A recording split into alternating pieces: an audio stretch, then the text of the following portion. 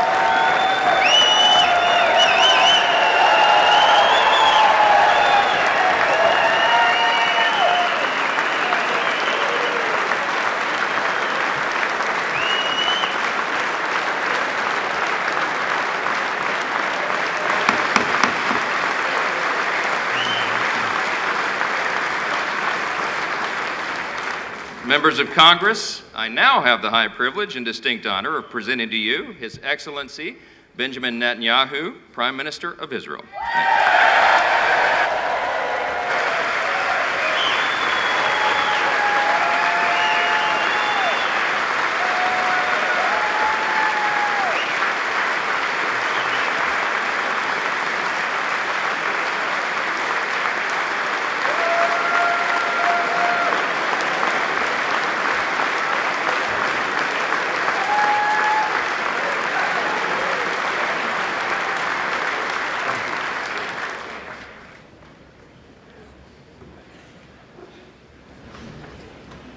Speaker of the House, Mike Johnson, Senator Ben Cardin, Minority Leader Hakeem Jeffries, Senate Majority Leader Chuck Schumer, Senate Minority Leader Mitch McConnell, Senators, members of Congress, distinguished guests. Mr. Speaker, I want to thank you for giving me the profound honor of addressing this great citadel of democracy for the fourth time.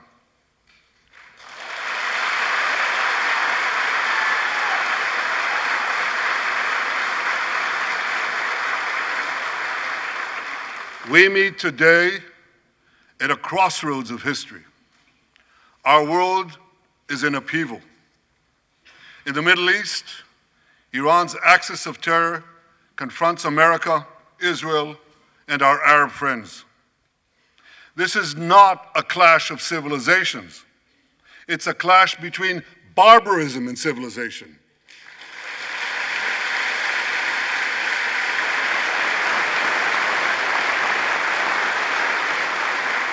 It's a clash between those who glorify death and those who sanctify life.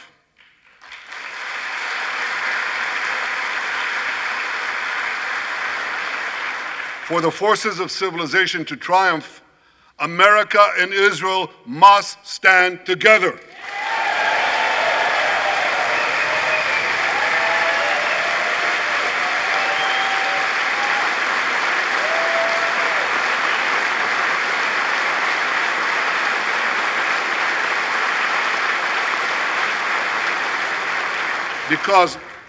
Because when we stand together, something very simple happens. We win, they lose.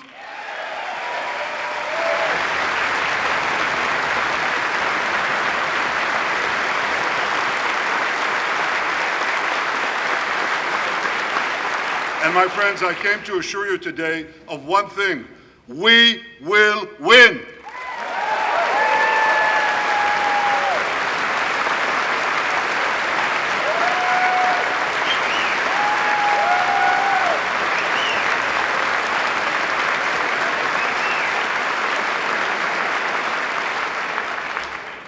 Ladies and gentlemen, like December 7th, 1941, and September 11th, 2001, October 7th is a day that will forever live in infamy.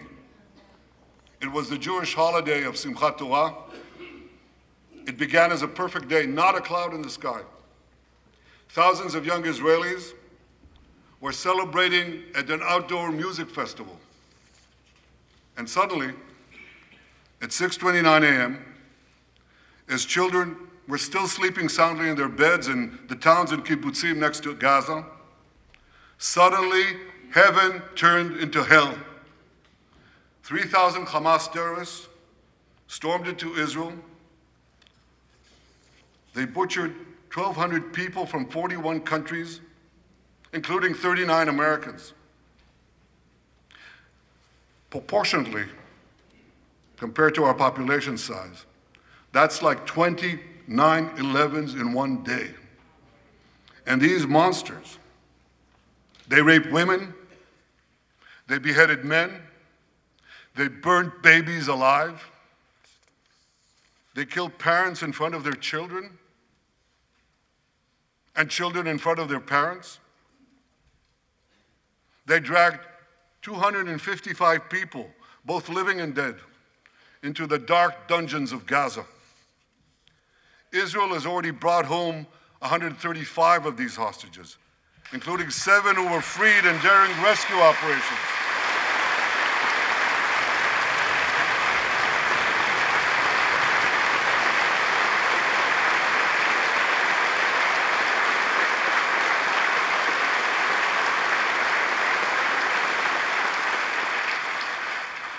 One of those freed hostages, Noor Gamani, is here in the gallery, sitting near my wife, Sarah. On the morning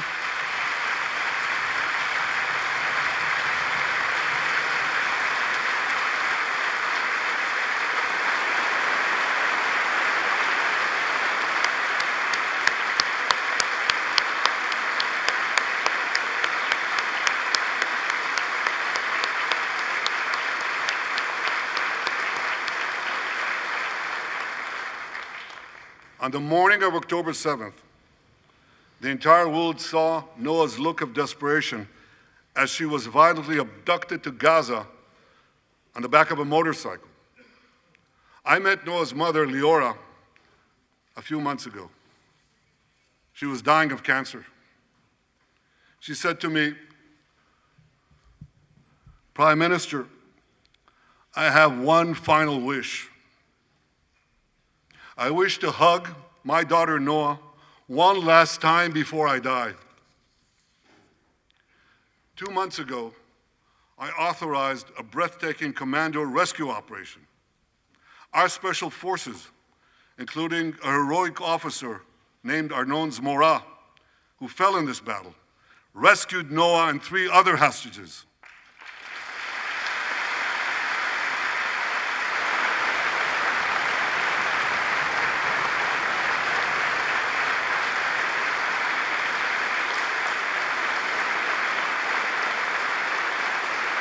Noah, I think it's one of the most moving things.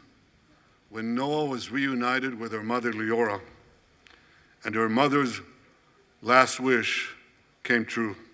Noah, we're so thrilled to have you with us today. Thank you.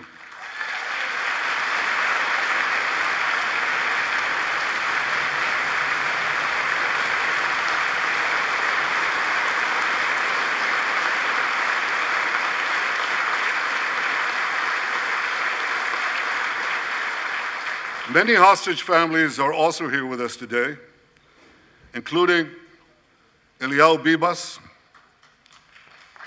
Eliyahu Bibas is the grandfather of those 2 beautiful red-headed boys, the Bibas boys, toddlers. And they were taken hostage with their mother and Eliyahu's son. The entire family was taken hostage. 2 beautiful red-haired children taken hostage.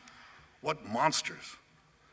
And with us also is Iris Chaim, whose son, Yotam, bravely escaped Hamas captivity with 2 other Israelis, and tragically they were killed, making their way back to our lines. We have with us also the families of American hostages. They're here.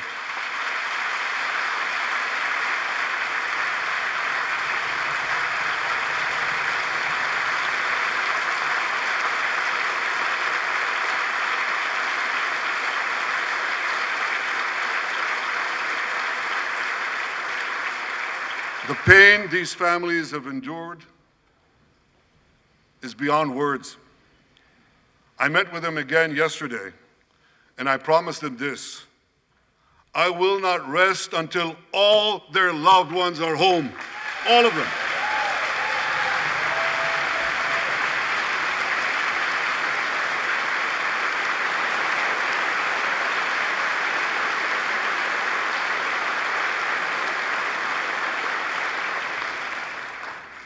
As we speak, we're actively engaged in intensive efforts to secure their release, and I'm confident that these efforts can succeed. Some of them are taking place right now.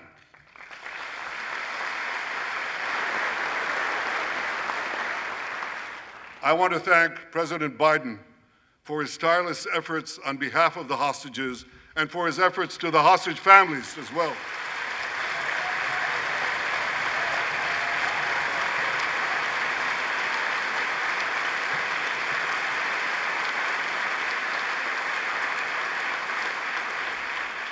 I thank President Biden for his heartfelt support for Israel after the savage attack on October 7th. He rightly called Hamas sheer evil. He dispatched 2 aircraft carriers to the Middle East to deter a wider war. And he came to Israel to stand with us during our darkest hour, a visit that will never be forgotten.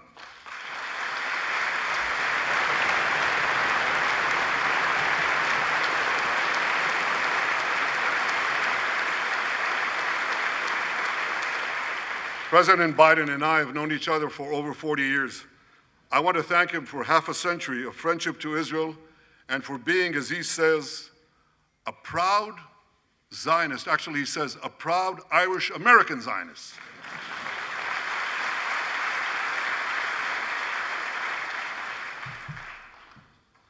My friends, for more than 9 months, Israel's soldiers have shown boundless courage. With us today,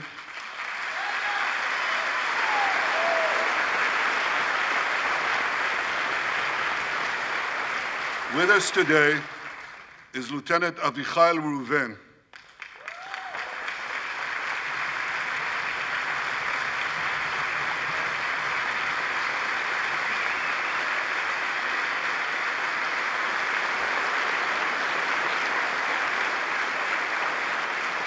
Avichai is an officer in the Israeli paratroopers. His family immigrated to Israel from Ethiopia.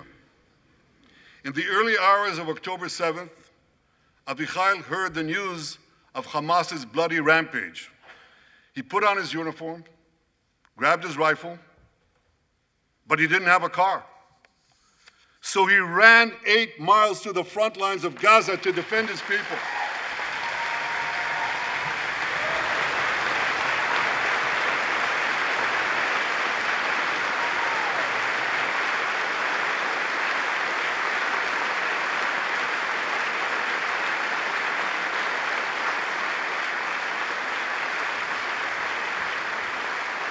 You heard that right. He ran 8 miles, came to the front lines, killed many terrorists, and saved many, many lives. Avichai, we all honor your remarkable heroism.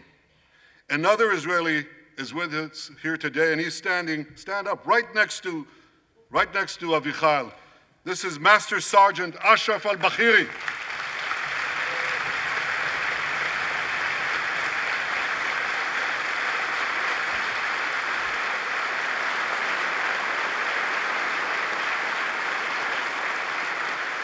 Ashraf is a Bedouin soldier from the Israeli Muslim community of Raat.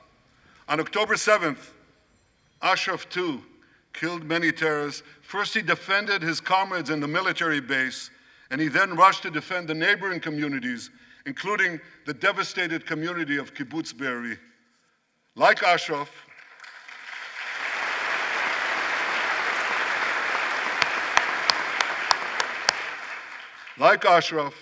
the Muslim soldiers of the IDF fought alongside their Jewish, Druze, Christian, and other comrades in arms with tremendous bravery.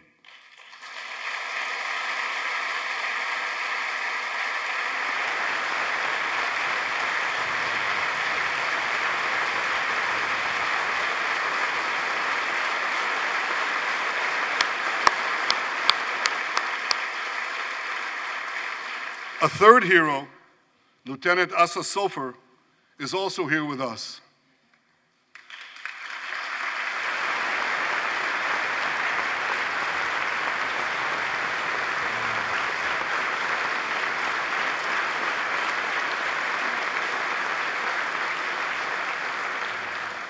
Asa fought as an officer in the Tank Corps, and he was wounded in battle. He was wounded in battle while protecting his fellow soldiers from a grenade. He lost his right arm and the vision in his left eye. He's recovering, and incredibly, within a short time, Asa will soon return to active duty as a commander of a tank company.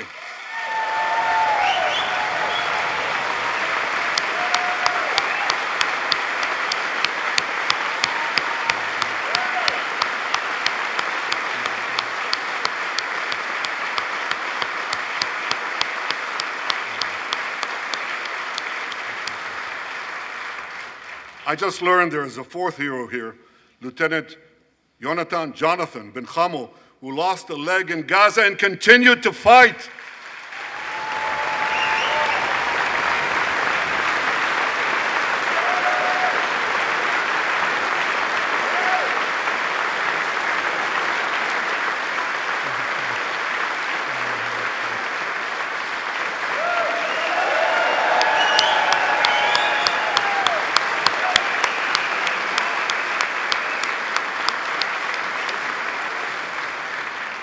My friends, these are the soldiers of Israel, unbowed, undaunted, unafraid.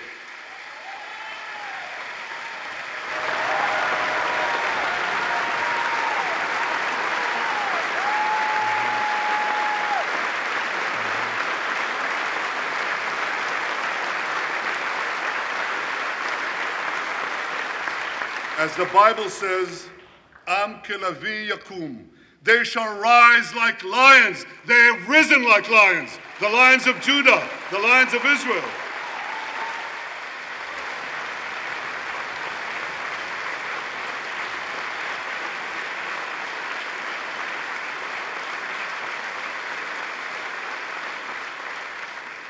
Ladies and gentlemen, the men and women of the IDF come from every corner of Israeli society, every ethnicity, every color, every creed, left and right, religious and secular.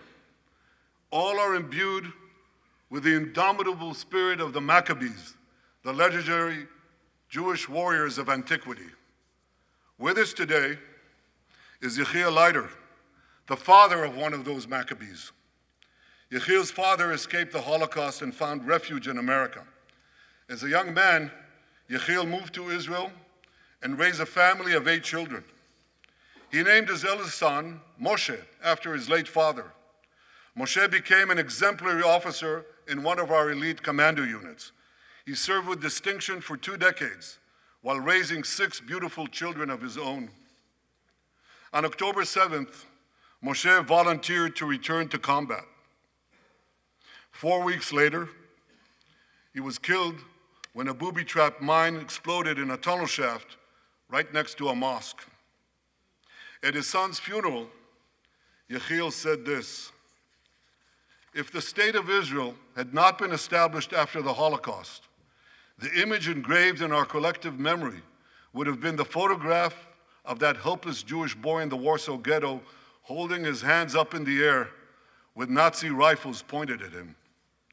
But because of the birth of Israel," Yechiel continued, "because of the courage of soldiers like my son Moshe, the Jewish people are no longer helpless in the face of our enemies."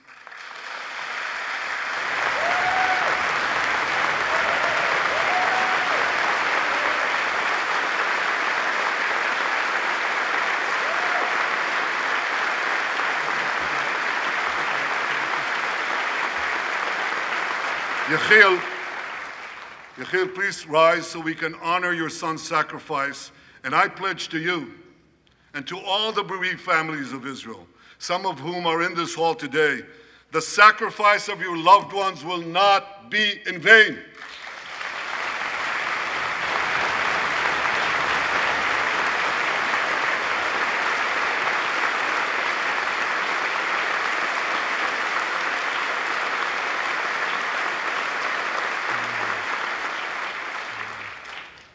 It will not be in vain because for Israel, never again must never be an empty promise. It must always remain a sacred vow. And after October 7th, never again is now.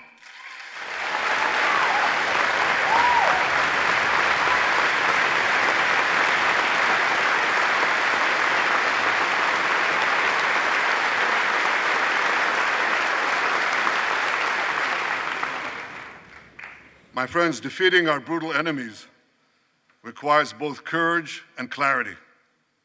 Clarity begins by knowing the difference between good and evil. Yet incredibly, many anti-Israel protesters, many choose to stand with evil. They stand with Hamas. They stand with rapists and murderers. They stand with people who came into the kibbutzim, into a home. The parents hid the children, the 2 babies, in the attic, in a secret attic. They murdered the families, the parents. They found the secret latch to the hidden attic, and then they murder the babies. These protesters stand with them. They should be ashamed of themselves.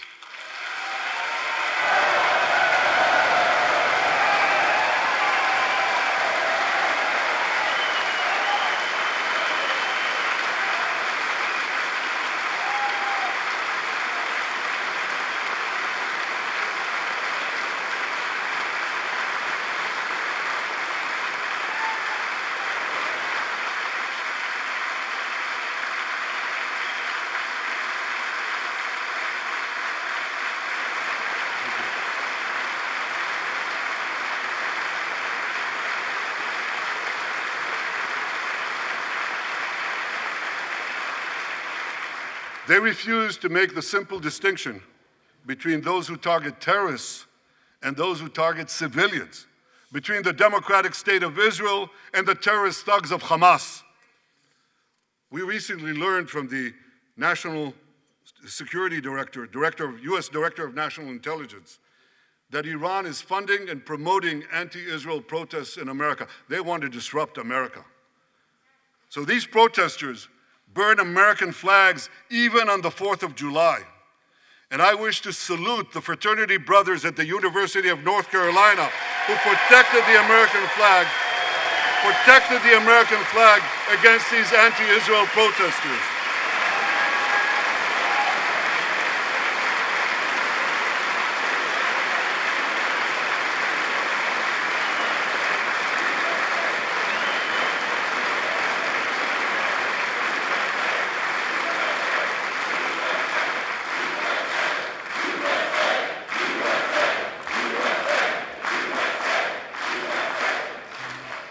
For all we know, Iran is funding the anti-Israel protests that are going on right now outside this building. Not that many, but they're there, and throughout the city. Well, I have a message for these protesters. When the tyrants of Tehran, who hang gays from cranes and murder women for not covering their hair, are praising, promoting, and funding you, you have officially become Iran's useful idiots.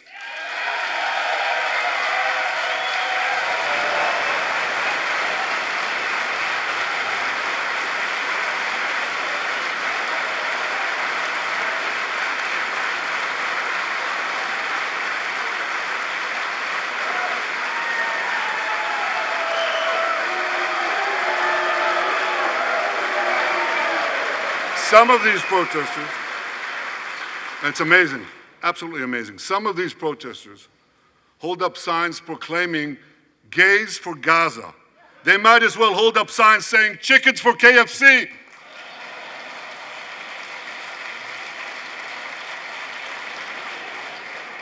These protesters chant from the river to the sea, but many don't have a clue what river and what sea they're talking about. They not only get an F in geography, they get an F in history. They call Israel a colonialist state. Don't they know that the land of Israel is where Abraham, Isaac, and Jacob prayed, where Isaiah and Jeremiah preached, and where David and Solomon ruled?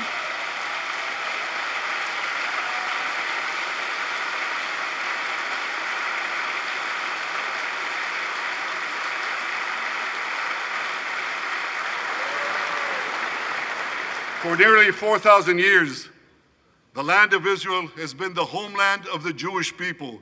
It's always been our home. It will always be our home.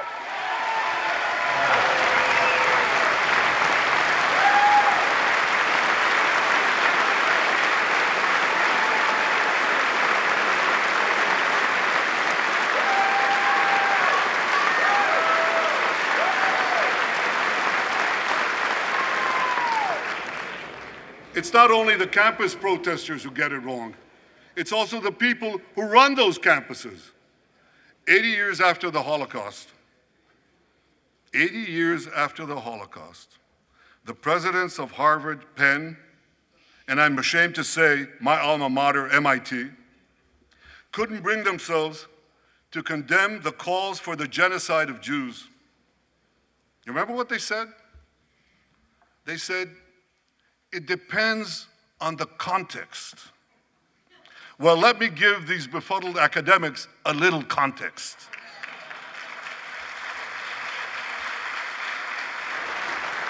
Anti-Semitism is the world's oldest hatred. For centuries, the massacre of Jews was always preceded by wild accusations. We were accused of everything from poisoning wells to spreading plagues, to using the blood of slaughtered children to bake Passover matzahs. These preposterous anti-Semitic lies led to persecution, mass murder, and ultimately to history's worst genocide, the Holocaust. Now, just as malicious lies were leveled for centuries at the Jewish people, malicious lies are now being leveled at the Jewish state. No, don't applaud. Listen. The outrageous slanders that paint Israel as racist and genocidal are meant to delegitimize Israel, to demonize the Jewish state, and to demonize Jews everywhere. And no wonder we've witnessed an appalling rise of anti-Semitism in America and around the world. My friends, whenever and wherever we see the scourge of anti-Semitism, we must unequivocally condemn it and resolutely fight it, without exception.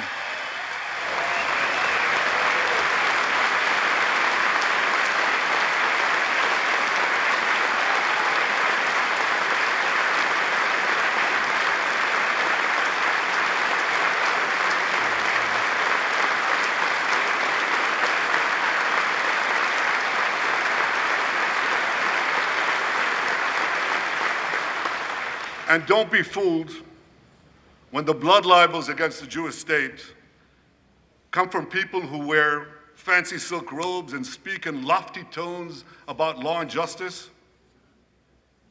Here's a case in point. The prosecutor of the International Criminal Court has shamefully accused Israel of deliberately starving the people of Gaza. This is utter, complete nonsense. It's a complete fabrication.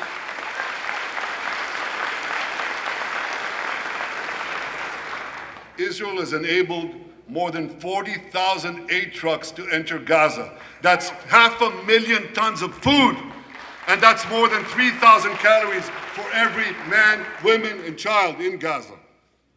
If there are Palestinians in Gaza who aren't getting enough food, it's not because Israel is blocking it, it's because Hamas is stealing it.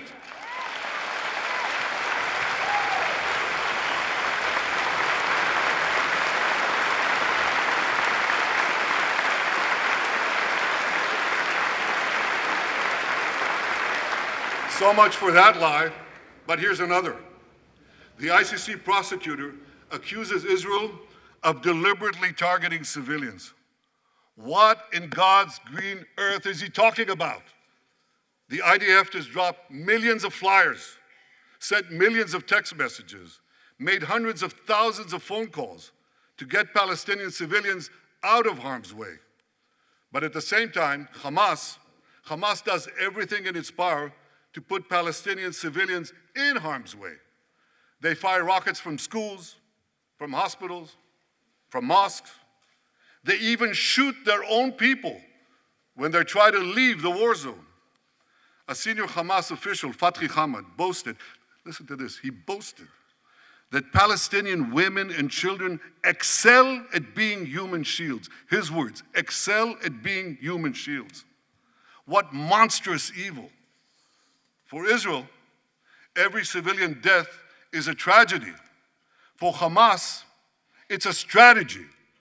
They actually want Palestinian civilians to die so that Israel will be smeared in the international media and be pressured to end the war before it's won. This would enable Hamas to survive another day and, as they vowed, to carry out October 7th again and again and again. Well, I want to assure you, no matter what pressure is brought to bear, I will never allow that to happen.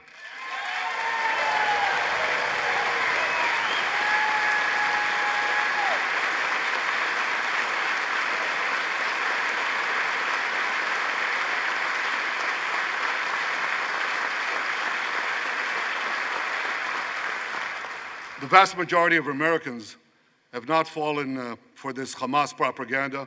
They continue to support Israel. And I want to say thank you, America, and thank you, senators and House members who continue to support us, continue to support Israel, continue to support the truth and see through the lies. But as for the minority that may have fallen for Hamas's con's job, I suggest you listen to Colonel John Spencer. John Spencer is head of urban warfare studies at West Point. He studied every major urban conflict. I was going to say in modern history. He corrected me, no, in history. Israel, he said, has implemented more precautions to prevent civilian harm than any military in history and beyond what international law requires.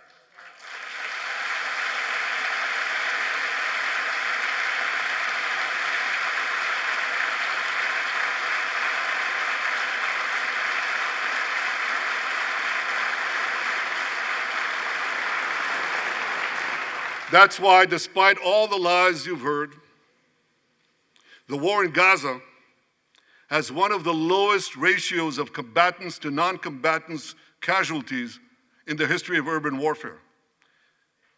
And you want to know where it's lowest in Gaza? It's lowest in Rafah. In Rafah. Remember what so many people said? If Israel goes into Rafah, there'll be thousands, maybe even tens of thousands of civilians killed.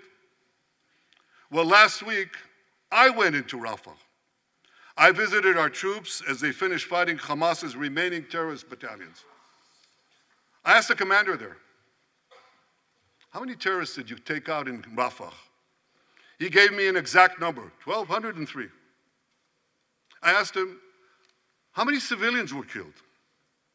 He said, Prime Minister, practically none, with the exception of a single incident where shrapnel from a bomb hit a Hamas weapons depot and unintentionally killed 24 people. The answer is practically none. You want to know why? Because Israel got the civilians out of harm's way, something people said we could never do, but we did it.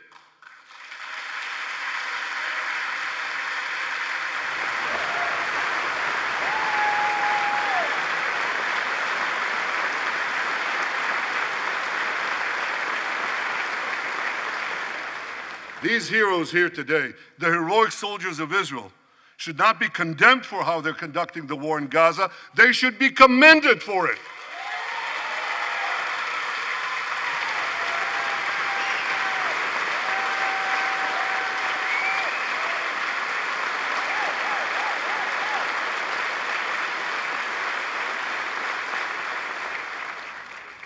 I want to thank all of you here today who forcefully opposed the false accusations of the ICC and stood up for the truth. These lies are not only libelous, they're downright dangerous. The ICC is trying to shackle Israel's hands and prevent us from defending ourselves. And if Israel's hands are tied, America is next. And I'll tell you what else is next. The ability of all democracies to fight terrorism will be imperiled. That's what's on the line. So let me assure you, the hands of the Jewish state will never be shackled. Israel will always defend itself.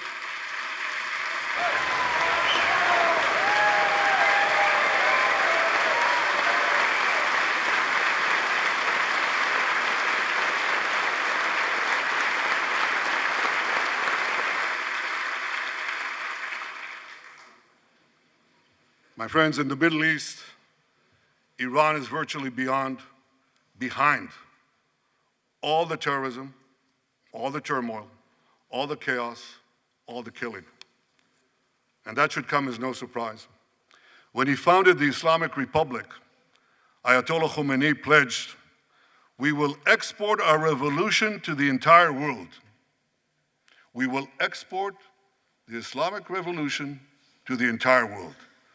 Now ask yourself, which country ultimately stands in the way of Iran's maniacal plans to impose radical Islam on the world? And the answer is clear. It's America, the guardian of Western civilization and the world's greatest power.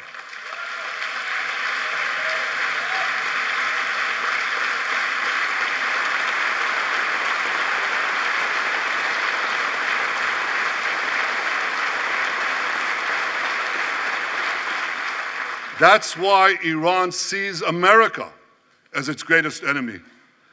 Last month, we heard a revealing comment, ostensibly about the war in Gaza, but about something else. It came from the foreign minister of Iran's proxy, Hezbollah, and he said this: "This is not a war with Israel. Israel," he said, "is merely a tool. The main war, the real war, is with America." Iran's regime has been fighting America from the moment it came to power. In 1979, it stormed the American embassy. It held scores of Americans hostage for 444 days. Since then, Iran's terrorist proxies have targeted America in the Middle East and beyond. In Beirut, they killed 241 US servicemen. In Africa, they bombed American embassies. In Iraq, They supplied explosives to maim and kill thousands of American soldiers. In America, they actually sent death squads. They sent death squads here to murder a former Secretary of State and a former National Security Advisor. And as we recently learned, they even brazenly threatened to assassinate President Trump. But Iran understands that to truly challenge America, it must first conquer the Middle East. And for this, it uses its many proxies, including the Houthis, Hezbollah, and Hamas. Yet in the heart of the Middle East, standing in Iran's way, is one proud pro-American democracy, my country, the State of Israel.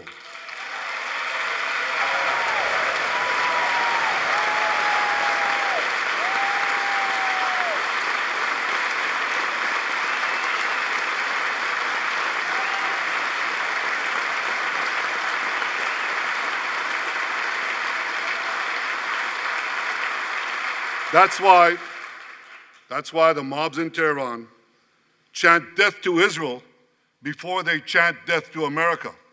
For Iran, Israel is first, America is next. So when Israel fights Hamas, we're fighting Iran. When we fight Hezbollah, we're fighting Iran. When we fight the Houthis, we're fighting Iran. And when we fight Iran, we're fighting the most radical and murderous enemy of the United States of America. And one more thing. When Israel acts to prevent Iran from developing nuclear weapons that could destroy Israel and threaten every American city, every city that you come from, we're not only protecting ourselves, we're protecting you.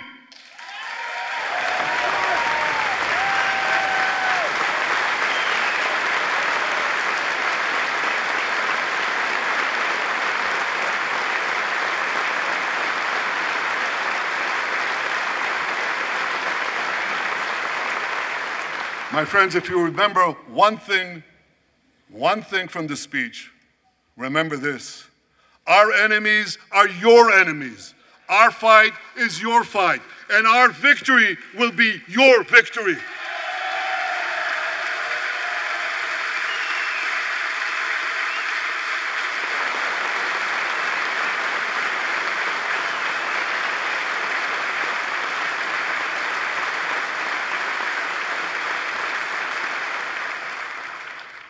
Ladies and gentlemen, that victory is in sight.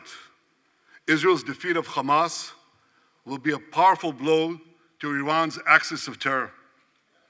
Another part of that axis, Hezbollah, attacked Israel on October 8th, a day after the Hamas attack.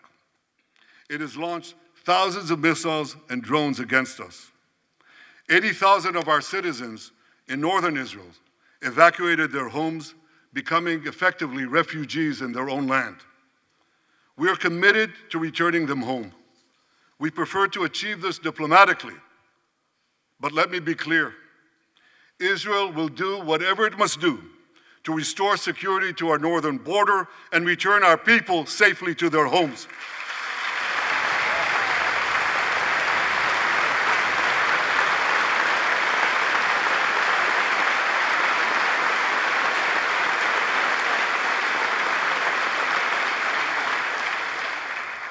Last Friday, a third Iranian proxy, the Houthis, attacked Tel Aviv with a deadly drone. It exploded a few hundred feet from the American consulate, killing one person and injuring 9. On Saturday, I authorized a swift response to that attack. All our enemies should know this. Those who attack Israel will pay a very heavy price. And as we defend ourselves,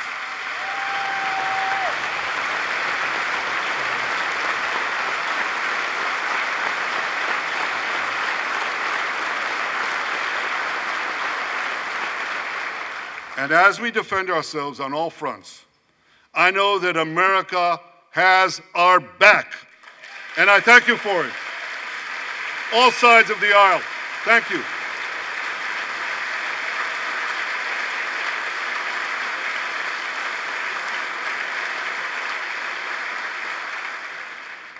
My friends, for decades, America has provided Israel with generous military assistance, and a grateful Israel has provided America with critical intelligence that saved many lives. We've jointly developed some of the most sophisticated weapons on earth. I choose my words carefully. We've jointly developed some of the most sophisticated weapons on earth that help protect both our countries. And we also help keep American boots, we help keep Americans' boots off the ground while protecting our shared interests in the Middle East.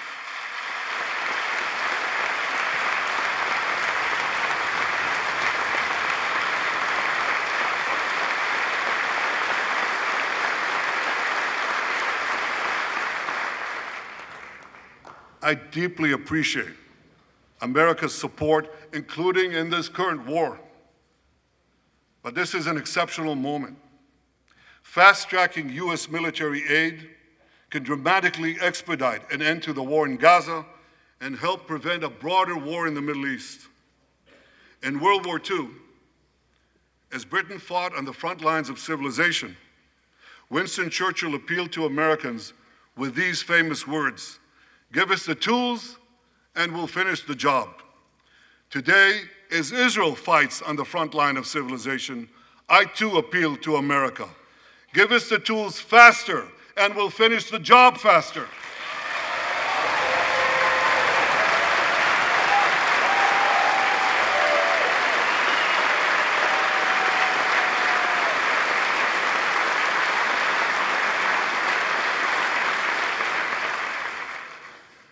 My dear friends, the war in Gaza could end tomorrow if Hamas surrenders, disarms, and returns all the hostages.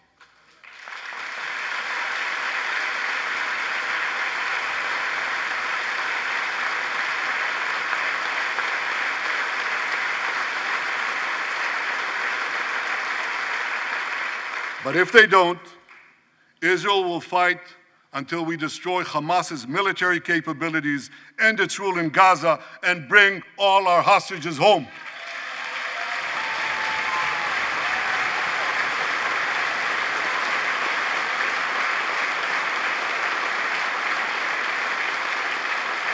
That's what total victory means, and we will settle for nothing less. The day after we defeat Hamas, a new Gaza can emerge. My vision for that day is of a demilitarized and de-radicalized Gaza.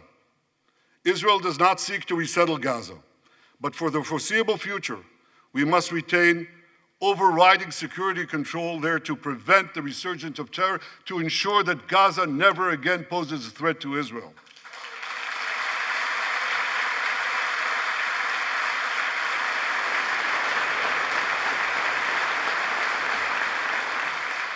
Gaza should have a civilian administration run by Palestinians who do not seek to destroy Israel. That's not too much to ask.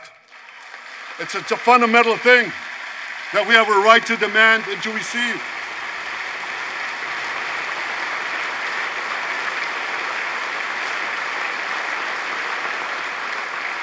A new generation of Palestinians must no longer be taught to hate Jews, but rather to live in peace with us.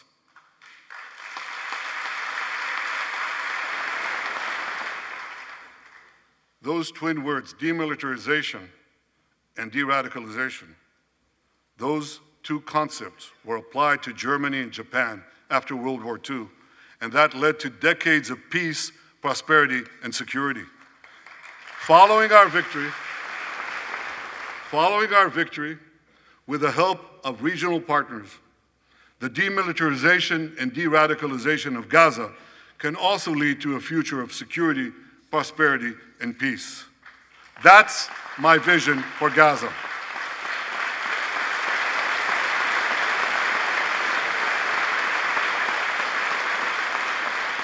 Now here's my vision for the broader Middle East.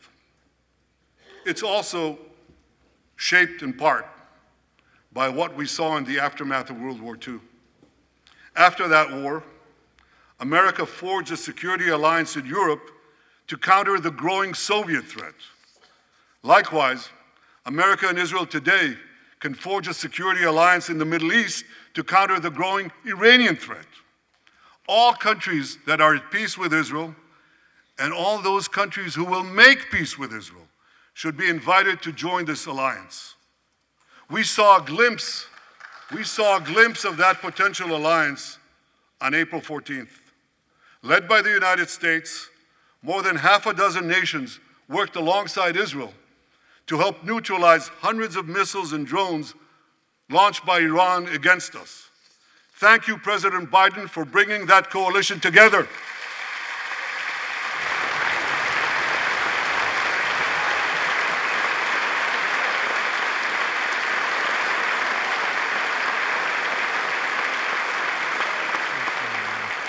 The new alliance I envision would be a natural extension of the groundbreaking Abraham Accords.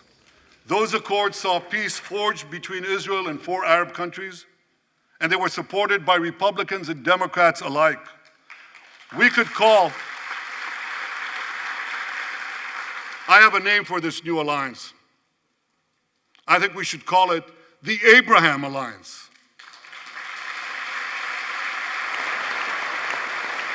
I want to thank President Trump for his leadership in brokering the historic Abraham Accords.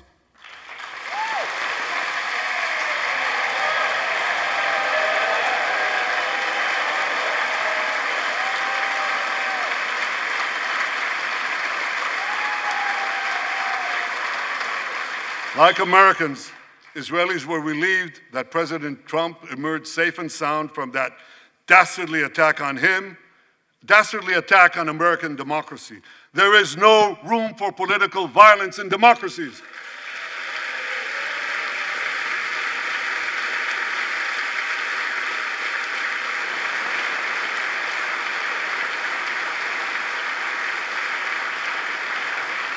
I also want to thank President Trump for all the things he did for Israel, from recognizing Israel's sovereignty over the Golan Heights, to confronting Iran's aggression, to recognizing Jerusalem as our capital and moving the American embassy there.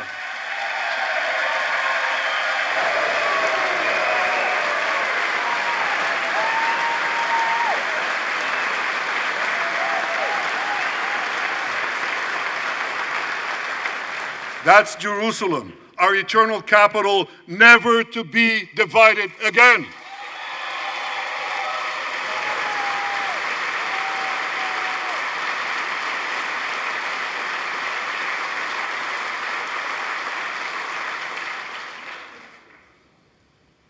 My dear friends, Democrats and Republicans, despite these times of upheaval, I'm hopeful about the future. I'm hopeful about Israel because my people, the Jewish people, emerged from the depths of hell, from dispossession and genocide. And against all odds, we restored our sovereignty in our ancient homeland. We built a powerful and vibrant democracy, a democracy that pushes the boundaries of innovation for the betterment of all humanity. I'm hopeful about America because I'm hopeful about Americans. I know how much the people of this country have sacrificed to defend freedom. America will continue to be a force for light and good in a dark and dangerous world.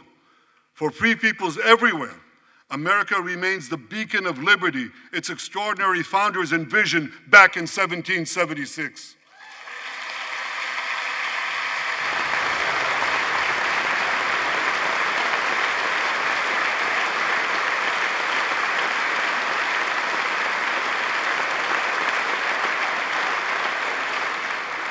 Working together, I'm confident that our two nations will vanquish the tyrants and terrorists who threaten us both.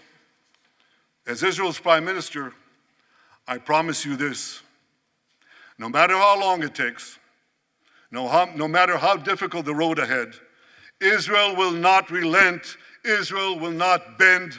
We will defend our land, we will defend our people, we will fight until we achieve victory. Victory over liberty, rather victory of liberty over tyranny, victory of life over death, victory of good over evil. That's our solemn commitment.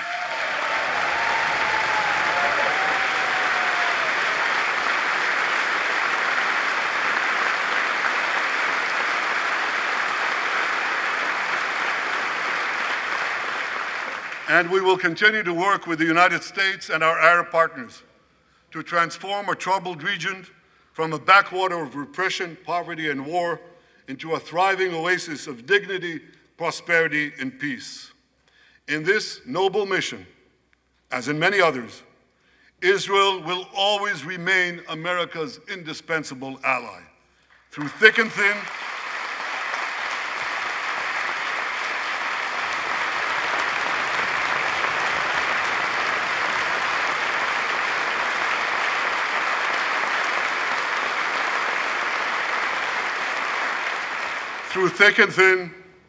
in good times and in bad, Israel will always be your loyal friend and your steadfast partner.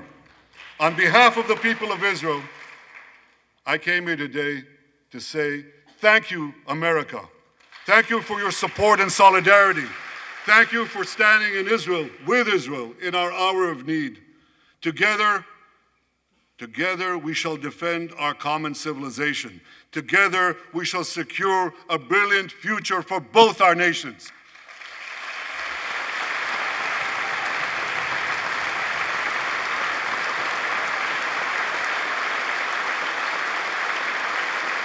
May God bless Israel, may God bless America, and may God bless the great alliance between Israel and America forever.